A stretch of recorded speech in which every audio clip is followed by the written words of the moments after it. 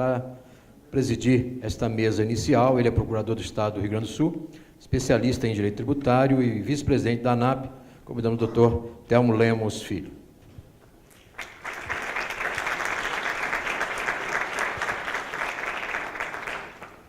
Para tratar do tema recursos e reexame necessário, ele é doutorando pela Universidade Federal do Rio Grande do Sul, procurador da Fazenda Nacional, doutor Paulo Mendes de Oliveira.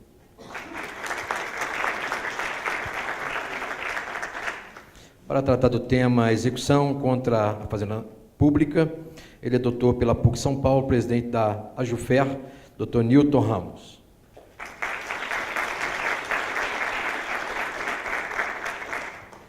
E com o tema os ônus financeiros do processo e a Fazenda, ele é consultor-geral da União, doutor Paulo Gustavo Medeiros Carvalho.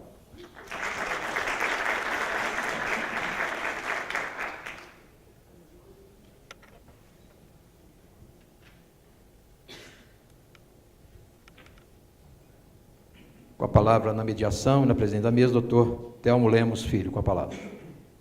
Bom dia a todos, Quero inicialmente registrar, em nome da Associação Nacional dos Procuradores dos Estados e do Distrito Federal, a alegria que nós temos de apoiar esse evento,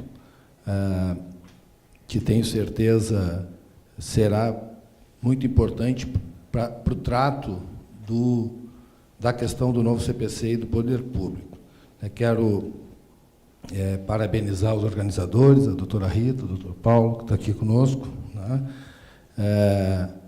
porque, efetivamente, a Advocacia Pública Estadual, que posso falar em nome dela, vê o novo CPC como uma oportunidade que nós temos de mudar paradigmas com os quais nós vivemos permanentemente trabalhando. Nós temos uma oportunidade ímpar, porque o novo Código de Processo Civil é o primeiro na história brasileira feito sob um regime democrático. Então, ele não é um produto acabado, ele é um produto em construção. Essa é a visão que nós temos. Os demais foram, todos eles, em períodos autoritários, onde um iluminado escrevia o texto, e aquilo era outorgado para a sociedade, tanto de 73 quanto de 39. E, nesse caso específico, não foi assim. Ou seja, o Código de Processo Civil em vigor, ele foi fruto da discussão na sociedade. A Procuradoria da Fazenda Nacional, as Procuradorias Estaduais, a advocacia privada, a magistratura, o Ministério Público, a Defensoria, todos, de uma forma ou de outra, incidiram no produto que resultou. Então, o produto ele não é um produto acabado, porque ele não foi construído por uma pessoa, ele foi construído por toda a sociedade. E debates como esse que nós vamos fazer hoje, e como os muitos outros que estão se repetindo do Brasil afora, eles são essenciais para que nós saibamos efetivamente qual o CPC que nós construímos. Nós, sociedade brasileira, nós, poder público brasileiro, nós, agentes, operadores do direito no Brasil. Então, nós temos, sim, que discutir muito. Nós temos, sim, que não permitir que a prática processual revogue aquilo que foi conquistado a duras penas na tramitação do processo de construção do texto. Nós temos, sim, que fazer com que o Estado brasileiro, e aí eu falo Estado em todas as suas esferas, deixe de ser o maior litigante desse país e passe a litigar efetivamente só quando o litígio é a única solução. Então, nós temos um momento ímpar, um momento especialíssimo, e especialíssimo para a advocacia pública, na minha avaliação. E nós não podemos perder essa oportunidade. Essa oportunidade não nos foi dada de graça, ela foi criada com o nosso trabalho. Então, nós temos que fazer com que ela reproduza e produza um resultado que seja importante para a sociedade brasileira, que é, ao fim e ao cabo, a quem todos nós, de uma forma ou de outra, servimos. Mas não vou tomar mais o tempo dos senhores fazendo essas divagações, porque nós temos efetivamente que obedecer o CPC, sair da formalidade e entrar para o mérito. Nós temos que pregar e privilegiar o exame do mérito. E o mérito não está comigo, o mérito está com os 3 palestrantes que eu tenho que eu vou apresentar para os senhores.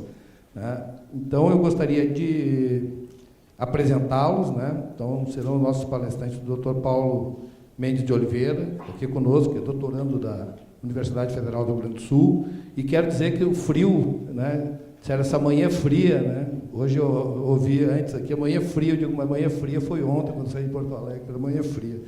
E, efetivamente, nós estávamos 3 graus. Então, amanhã, certamente, aqui está um pouco frio para os padrões de Brasília, mas certamente vai ficar bem confortável com os nossos debates. Dr. Paulo Mendes de Oliveira, doutorando da URGS, procurador da Fazenda Nacional, procurador da Fazenda Nacional, vai tratar dos recursos e reexame necessário.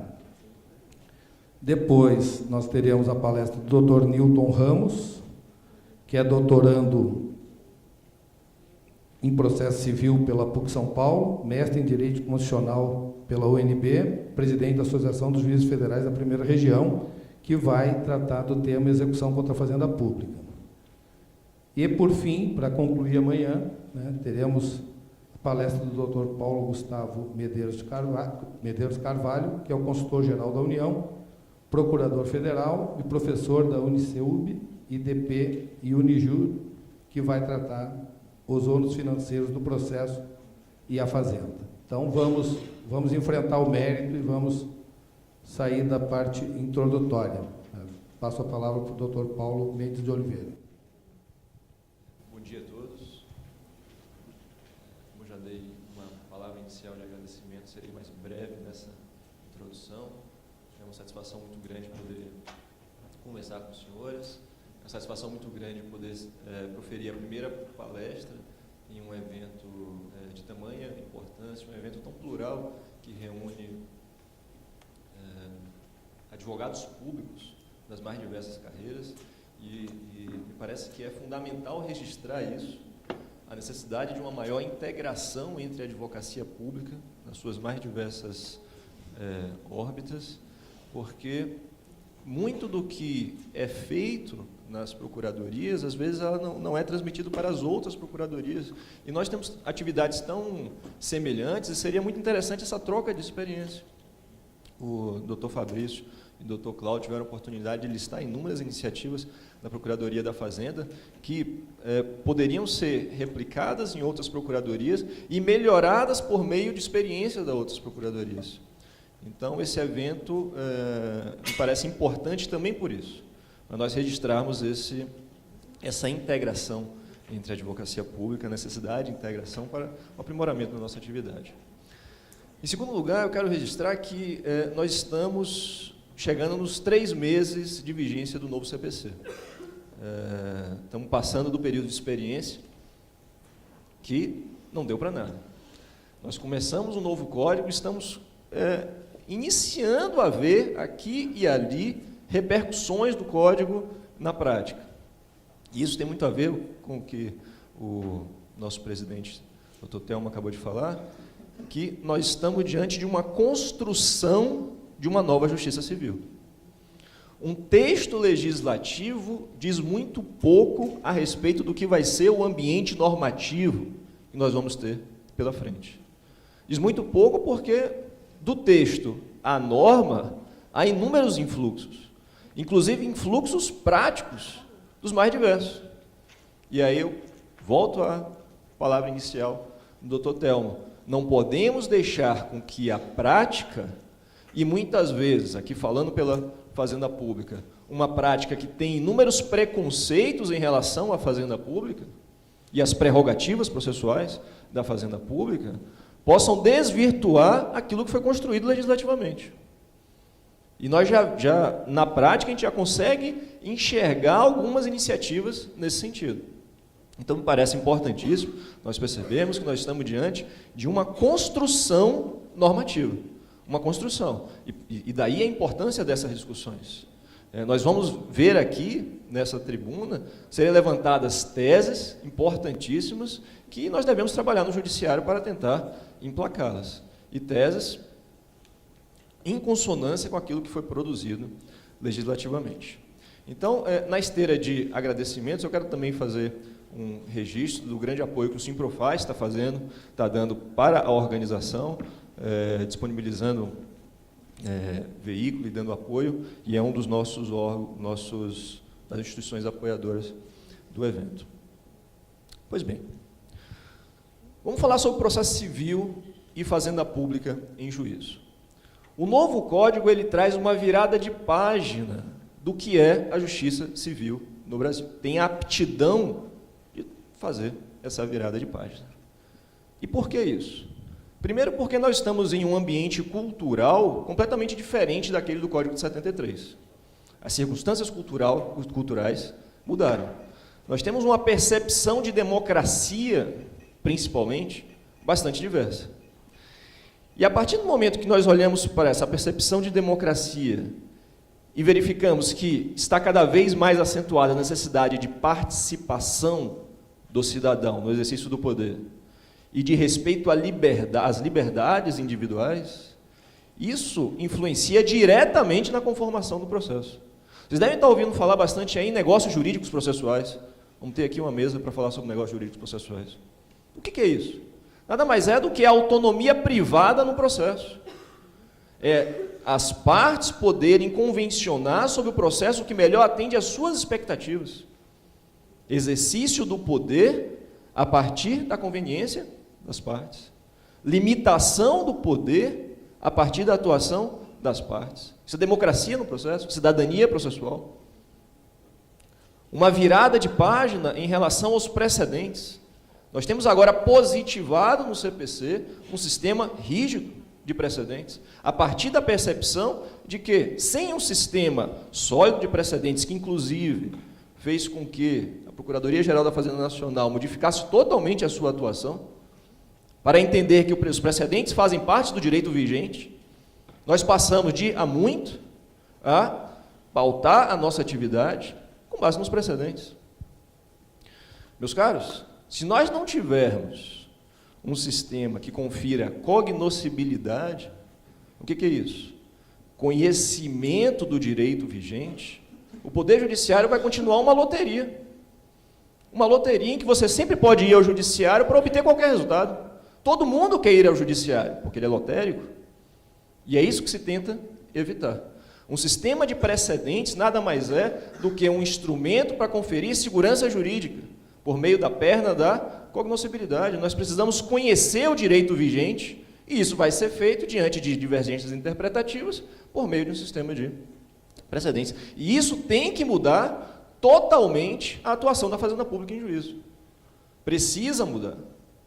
Nós não podemos mais ter uma Fazenda Pública atuando contra entendimentos consolidados nos tribunais. Em regra, evidentemente que haverá espaços de divergência. E esses espaços de divergência a gente tem que estudar para ver como a gente vai atuar para fazer as necessárias distinções e, eventualmente, necessárias superações de precedentes. Mas isso tem que ser orquestrado. Não pode ser de uma forma absolutamente irrazoável, como é o histórico da Fazenda Pública, que atrai para ela a má fama de ser um litigante que não observa os precedentes, os entendimentos consolidados, mas de maneira orquestrada, organizada. Então, nesse início eu quero chamar a atenção dessa virada de página, como uma palestra de abertura, virada de página por que nós estamos passando. E eu toquei em 2 pontos que me parecem fundamentais. Autonomia privada no processo, de maneira que nós sempre busquemos outros métodos de solução de litígios, que não o Poder Judiciário, e mesmo quando for para o Poder Judiciário tentar judicialmente simplificar o processo e solucionar os litígios de maneira mais rápida, mais célere. E um sistema de precedentes, agora positivado, e que o Código de Processo Civil diz com todas as letras que os juízes têm que observar os precedentes. E aqui nós vamos ter uma mesa de precedentes e eu já abro um flanco para a discussão. A Fazenda Pública, como Estado de administração, tem a obrigação de observar precedente, porque já tem gente dizendo aí que pelo fato do 926 e 927 do CPC dizer que os juízes estão vinculados aos precedentes, a administração não precisaria estar vinculada aos precedentes. E eu digo mais, essa posição vem ganhando corpo na doutrina brasileira. Eu vejo com muitas reservas, porque tudo isso parte da base do que você entende por precedente. E me parece inequívoco que a Fazenda Pública deve, sim, observar os precedentes. Estamos, portanto, diante dessa virada de página. E aí foi me atribuído um tema bastante dogmático, que é a remessa necessária, que é uma prerrogativa da Fazenda Pública, que todos nós conhecemos, que é a necessidade das decisões contra a Fazenda Pública serem submetidas a um duplo juízo, serem submetidas ao tribunal. A primeira observação que eu quero fazer sobre a remessa necessária é a seguinte. Quando nós vamos ler os livros que tratam da remessa necessária, geralmente se fala em adaptação do procedimento por questões subjetivas. O que eu quero dizer com isso? Se pega alguns argumentos que são utilizados para outras prerrogativas, como, por exemplo, dilatação de prazo, como a burocracia do poder público, o fato do poder público não estar devidamente estruturado para justificar todas as prerrogativas da Fazenda Pública. Isso é algo que nós precisamos ter cuidado. Por quê? Porque nem todas as prerrogativas da Fazenda Pública dão respostas ao mesmo problema, às mesmas questões, às mesmas peculiaridades do poder público. Eu quero lembrar aqui de um artigo bem famoso, um professor gaúcho, chamado Galeno Lacerda, em que ele faz uma distinção entre adequação processual. O que é adequação processual? É a necessidade do processo sempre se adaptar às peculiaridades da relação jurídica que ele está tratando. Por isso que nós temos procedimentos especiais, por isso que nós temos possibilidade de flexibilização do procedimento, para que o processo possa dar respostas adequadas às peculiaridades da relação jurídica material. E o professor Galeno ele falava o seguinte, nós temos 3 hipóteses de adequação, objetiva, subjetiva e teleológica. Quando nós falamos de remessa necessária, geralmente só se fala da adequação subjetiva, pegando argumentos de outras prerrogativas. O que eu quero chamar a atenção? É que nós precisamos entender a remessa necessária, que quase caiu na época da elaboração do Código. Houve uma resistência muito grande, e não à toa foram limitadas as suas hipóteses de cabimento. Mas atentar para a remessa necessária como uma espécie de adequação objetiva do processo. Objetiva. Nós temos a remessa necessária em razão das peculiaridades da relação jurídica material discutida. Nós estamos tratando do interesse público, e daí a necessidade de nós termos um processo adequado a lidar com peculiaridades dessa relação material. E, portanto, um processo que confira uma camada superior de tutela, um processo que confira uma camada superior de proteção ao interesse público. Ao interesse público. Essa é a razão principal de nós termos a existência da remessa necessária.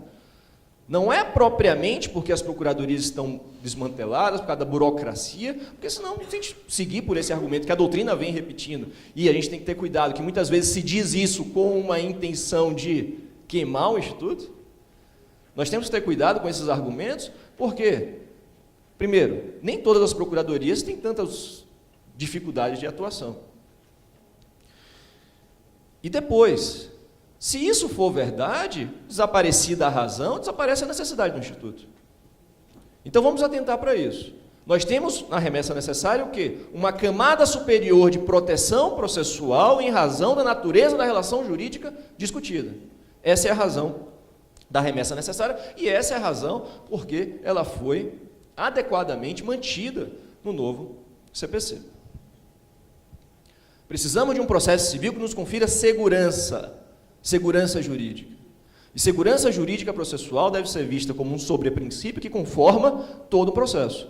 Segurança jurídica processual deve conferir um processo efetivo e, ao mesmo tempo, que respeite o direito de defesa e respeite a natureza das relações jurídicas que estão sendo discutidos. Não à toa, por exemplo, quando nós falamos sobre negócios jurídicos processuais e nos perguntamos em que medida nós podemos alterar o procedimento quando a fazenda pública está em juízo, eu pergunto, seria possível, por um negócio jurídico processual, nós suprimirmos a remessa necessária? Suprimirmos a remessa necessária? Eu tenho um artigo publicado que fala sobre duplo grau de jurisdição e negócios processuais. E nesse artigo eu defendo a possibilidade de as partes negocialmente estabelecerem que o procedimento vai tramitar com instância única. Bastante polêmico. Há experiência no direito comparado, se a gente olhar Portugal, na França, tem dispositivos que autorizam isso, mas no Brasil ainda é bastante estranho. Imagine nós contratualmente dizermos, olha, se eventualmente nós formos a juízo, nós vamos nos submeter a um processo de instância única. Eu posso retirar toda a demanda do Poder Judiciário, por meio da arbitragem. Eu poderia fazer isso, e nesse artigo desenvolvo algumas ideias dizendo que é possível, mas com alguns condicionantes. Entre esses condicionantes está a indisponibilidade do objeto litigioso. Logicamente, isso não poderia ser feito em relação à fazenda pública. Por que eu estou dizendo isso? Porque eu não poderia, por meio de negócio processual, suprimir a remessa necessária, tendo em vista o objeto litigioso, que justifica a sua existência. Pois bem, se nós olharmos no artigo 496 do CPC, lá que está regrada esse instituto do reexame necessário. Uma observação interessante que eu queria chamar a atenção dos senhores é a seguinte: começam a surgir vozes na doutrina, não sei se vocês já estão cientes disso, no sentido de que a remessa necessária, ela é um verdadeiro recurso de ofício. Ah, Paulo, mas isso sempre existiu. Sempre houve quem defendesse. Só que a doutrina era amplamente majoritária, no sentido de que a remessa necessária não responde aos requisitos da voluntariedade, da taxatividade, da dialeticidade, e, portanto, não se encaixa no conceito de recurso. Mas agora nós estamos vendo grandes autores, a exemplo do Leonardo Carneiro da Cunha, a exemplo de Fred Didier, que estão defendendo a natureza recursal da remessa necessária. Como procurador público, o que me acende o sinal amarelo, uma luz amarela? O fato de que, e eu tenho certeza absoluta que essa não é a intenção dos autores, mas a gente tem que pensar nas repercussões das teses. O fato de que foi instituído no novo CPC um sistema de sucumbência recursal.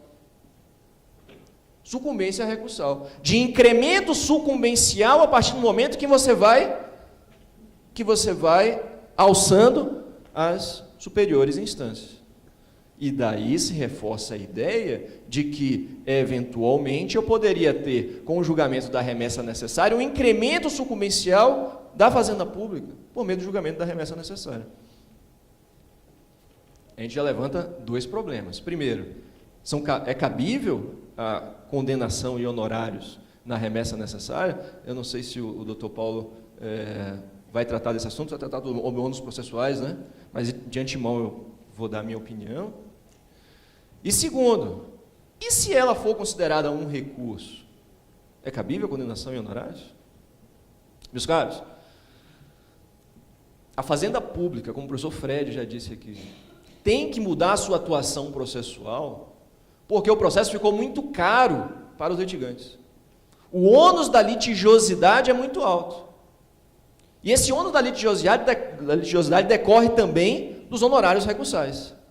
E aí vejam que interessante. Se eu interponho uma apelação, os honorários que foram arbitrados em primeira instância serão incrementados, serão aditados no tribunal. E aí vem a pergunta: será que isso ocorre quando nós estamos diante da remessa necessária? A fazenda não apela, os autos sobem pela remessa necessária, são devidos honorários em virtude do desprovimento da remessa necessária? Parece-me que não. E a doutrina especializada vem acompanhando esse entendimento, dizendo que, ora, a remessa necessária é algo que se opera de ofício, automaticamente, e não há o requisito da voluntariedade. Então, não faz sentido nós termos um incremento sucumbencial em decorrência de algo que já é previsto em lei. O que me parece, sim, é que o juiz, ao condenar os honorários em primeira instância, ele já deve pensar nessa peculiaridade e, portanto, em eventual incremento de atividade que o advogado vai ter ao atuar nessa remessa necessária no tribunal. Isso o juiz em primeira instância. Mas conferir nova condenação em razão da remessa necessária, me parece que não é possível por um princípio basilar da condenação dos honorários, que é o princípio da causalidade. Causalidade. A Fazenda Pública, como litigante, não deu causa àquele novo julgamento. E aí vem uma outra questão. E se a Fazenda Pública, além da remessa necessária, se valer do recurso voluntário? Que é o que acontece geralmente. Recurso voluntário mais remessa necessária. Teríamos, nesse caso, condenação em honorários? Todas as pessoas com quem eu converso sobre o assunto me dizem, nesse caso, sim. Nesse caso, nós teremos condenação em honorários. Eu vou divergir. Parece-me que nas causas que tramitam, nas decisões proferidas contra a Fazenda Pública, o que nós temos é um trâmite obrigatório à segunda instância, independentemente da existência ou não de recurso da Fazenda Pública. Não existe um elemento da causalidade aqui. O recurso da Fazenda Pública, quando há a remessa necessária, na grande maioria das vezes, apenas reforço argumentativo daquilo que já vai ser decidido pelo tribunal. Reforço argumentativo daquilo que já deve ser decidido pelo tribunal. É uma atitude de colaboração do poder público. Porque se ele nada fizer, a decisão vai ter que ser rigorosamente a mesma. Vão ter que ser apreciados erros em judicando, erros em procedendo. Em razão disso, eu levanto essa tese aqui para a gente pensar sobre isso. É uma tese de vanguarda, mas me parece que tem bons argumentos. Ainda quando nós vamos interpor apelação, ainda assim não deve haver incremento sucumbencial nas hipóteses em que havia a remessa necessária. Parece uma linha interessante que nós temos que pensar a respeito. Pois bem, o nosso artigo 496, ele estabelece as hipóteses de cabimento. E, em linhas gerais, nós temos a remessa necessária sempre quando nós temos uma decisão de mérito definitiva contra a Fazenda Pública.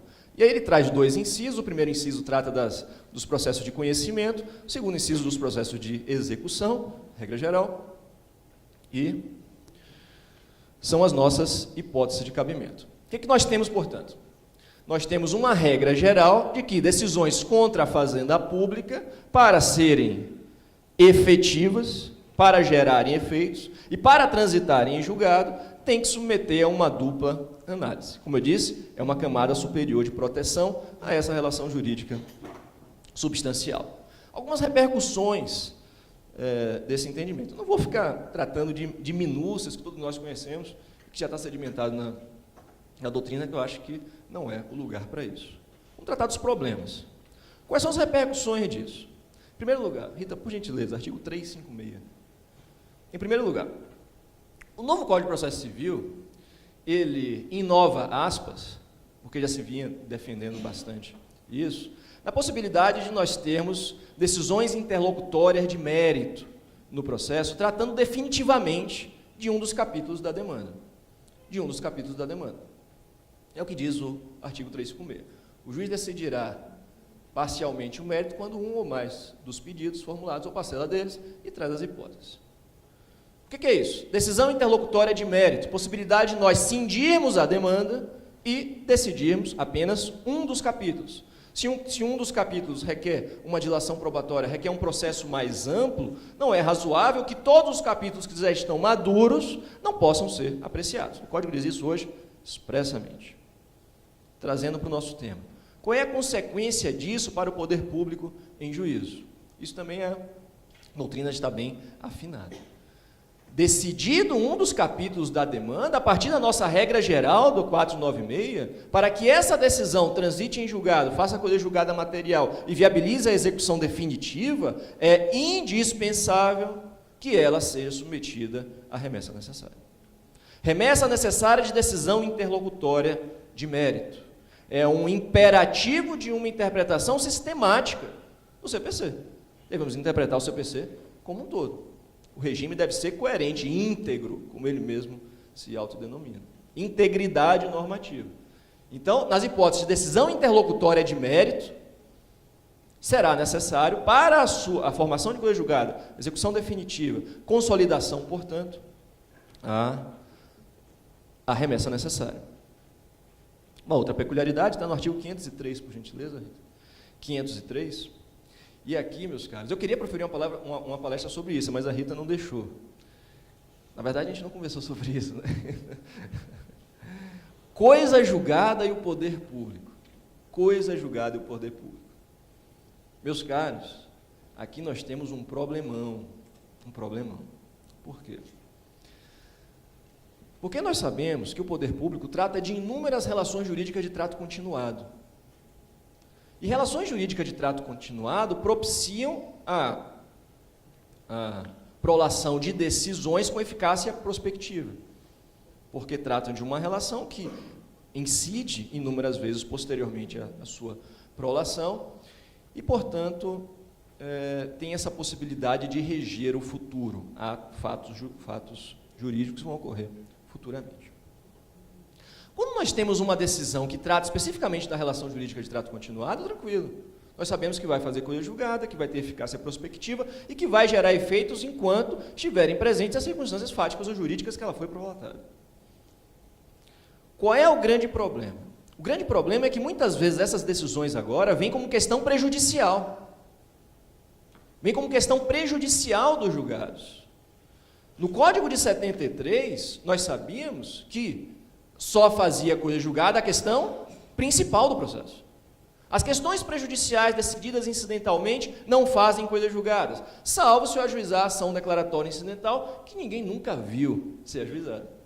Então, nunca era ajuizada a ação declaratória incidental. Agora mudou. Agora nós temos dois regimes de formação de coisa julgada. Um regime de formação da coisa julgada ordinário, que é esse da questão principal, e um regime de formação de coisa julgada das questões prejudiciais. Isso está ali no parágrafo 1º. O disposto do caput aplica-se à resolução de questão prejudicial decidida expressa incidentemente no processo, se, e aí ele traz alguns condicionantes. Nós temos um regime especial de formação de coisa julgada, portanto, no parágrafo 1º do artigo 503. Regime especial de formação de coisa julgada. E vai ser uma formação de coisa julgada a depender da natureza da decisão, a depender do nível de contraditório que foi exercido sobre essa decisão. É um dispositivo que torna o nosso sistema extremamente inseguro. Extremamente inseguro. Porque nós não vamos ter certeza se determinada questão no processo formou ou não formou coisa julgada. E é isso que a doutrina vem dizendo. Que isso gera, na verdade, diz um dos maiores conhecedores do tema, que foi quem redigiu o dispositivo, o professor Antônio do Passo Cabral, do Rio de Janeiro, que o objetivo disso aí é gerar uma segurança sistêmica, uma segurança de todo o sistema jurídico, de maneira que as pessoas deixem de rediscutir questões diante da possibilidade de já terem sido feito coisa julgada. Na prática, me parece que isso vai gerar uma maior litigiosidade. Não sei se maior, mas a mesma, talvez, e com grande insegurança.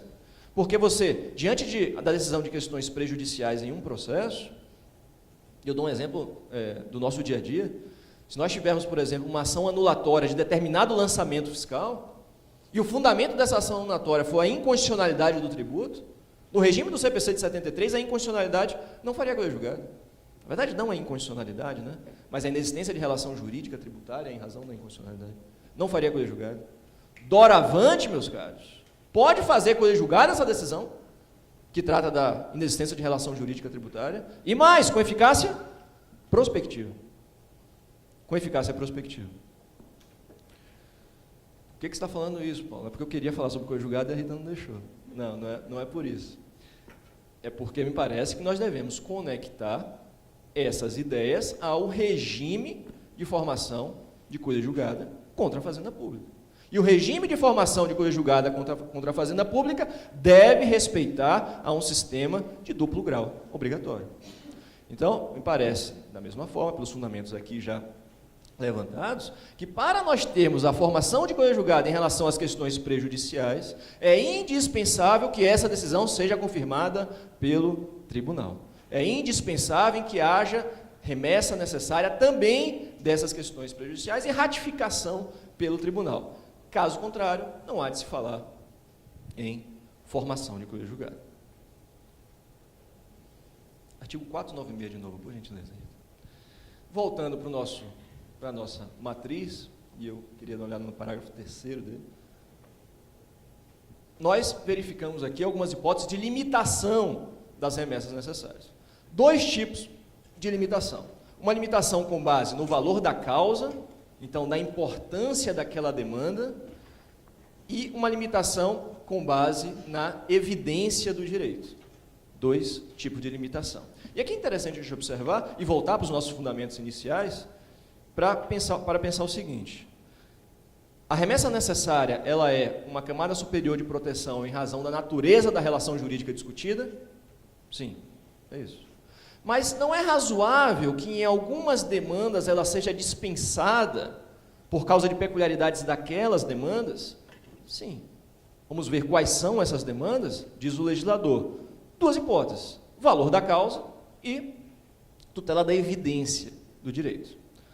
Valor da causa. Antes, no CPC de 73, nós tínhamos a dispensa de remessa necessária nas ações e até nas condenações de até 60 salários mínimos. Vimos aqui que houve uma sensível alteração dessa sistemática. Nós temos agora, em relação à União, suas autarquias, 1.000 salários mínimos, em relação a Estados, Distritos Federais, respectivas autarquias e fundações e municípios com capital do Estado, 500 salários mínimos, e municípios que não são capitais de Estado, 100 salários mínimos. Houve, portanto, uma mitigação muito grande da remessa necessária agora com o novo CPC. Por que aconteceu isso? Porque queriam acabar com a remessa necessária. Queriam acabar com a remessa necessária. E o doutor João pode testemunhar bastante isso, a luta que a Fazenda Pública teve perante o Congresso, né, doutor João, para manter a remessa necessária, e isso foi o que nós conseguimos, tentando explicar para os parlamentares a importância desse instituto, e, portanto, houve uma mitigação da sua possibilidade, das suas hipóteses de cabimento. E a segunda hipótese, está no parágrafo 4º, uma espécie de tutela da evidência. Ou seja, como nós temos uma alteração da sistemática do CPC em relação aos precedentes judiciais, nós temos que repensar vários institutos a partir disso. Porque o Código não pode ser interpretado em tiras. Nós não podemos ter um sistema sólido de precedentes judiciais e continuar pensando os outros institutos como se isso não existisse. E aqui tem uma repercussão direta dos precedentes na remessa necessária. A partir do momento que nós temos uma definição jurisprudencial sobre determinado assunto, há uma dispensa da remessa necessária. Isso já era presente tanto na Lei 10.522, algo parecido com isso, e na MP 2180. E o próprio CPC anterior já trazia algumas hipóteses. O que eu quero destacar para os senhores aqui? Que a interpretação tem que ser sistemática. Que nós temos que olhar lá para o 926 e 927, não precisa ir não, Rita, 926 e 927, especialmente 927, para nós vermos quais são as hipóteses de precedentes dos tribunais superiores que vinculam os demais órgãos do Poder Judiciário. E por que eu estou dizendo isso? Porque, além daqueles precedentes não serem expostos em uma numeração exaustiva, na opinião de parcela da doutrina, aqui nós não temos a exposição de todas as hipóteses do 927. Isso é um problema. A democracia é muito boa, mas tem alguns problemas, né? Você pluralizar a participação acaba proporcionando divergências que são saudáveis e dispositivos que não se encontram. O ideal seria que esse dispositivo, que o parágrafo 4, estivesse conectado com o 927, expondo aqui todas as hipóteses que estão lá, de precedentes, me permitam, na minha opinião, pleonástico, precedentes vinculantes, a dispensa da remessa necessária. E parece que é uma linha que é possível de ser seguida e que confere uma interpretação sistemática e coerente do novo CPC. E como uma palavra de encerramento, eu queria falar sobre direito intertemporal, que é esse problema sério que nós enfrentamos com o novo CPC. Eu tenho até receio de falar nesse auditório, porque nós temos uma autoridade aqui, que é o Dr. Rogério, em direito intertemporal, que estudou profundamente o tema, mas a ideia é, a partir de que momento nós vamos aplicar essa nova sistemática da remessa necessária? O novo CPC se aplica aos processos em curso? Sem dúvida. Tempus regit actum, uma regra maior de aplicação do direito no tempo.